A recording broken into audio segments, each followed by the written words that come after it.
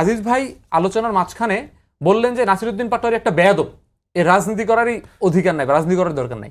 এখন দেখেন, এই যে তিনি একটা মানুষকে ব্যক্তি আক্রমণ করলেন টকশোতে বসে প্রকাশ্যে বেয়াদব বলে, এখন কি মাহবুব আজিজ এই আজিজ ভাইকে কি এটার জন্য দলবল নিয়ে হামলা করা কি জায়েজ না?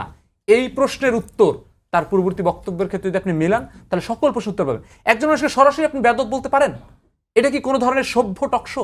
এটা কোনো ধরনের সভ্য আলোচনা? প্রতিদ্বন্দ্বী মৃত্যু মরতেছে, তাকে যা সিলেটে যায় এখন সমালোচনা করলো। এখন দেখেন, সে তো সিলেটে এখন সে মারা যাচ্ছে, তার প্রতিদ্বন্দ্বী আমি বলি তাকে পর্যন্ত সে তার বাচ্চার সমান। এখন দেখেন, এই যে বেয়াদব বললো না, এইটা আমি যখন বললাম বেয়াদব বলতে পারি, এটা তো তার গায়ে লাগলো, কিন্তু আমি মনে করি এই তিনি বেয়াদব বলছেন, এইটা আমি যেভাবে সমালোচনা করলাম, এই সমালোচনা হচ্ছে প্রপার ওয়ে। কিন্তু এই জন্য আজিজ ভাইকে যদি কেউ আঘাত করে সেটার প্রতিবাদ আমি করবো।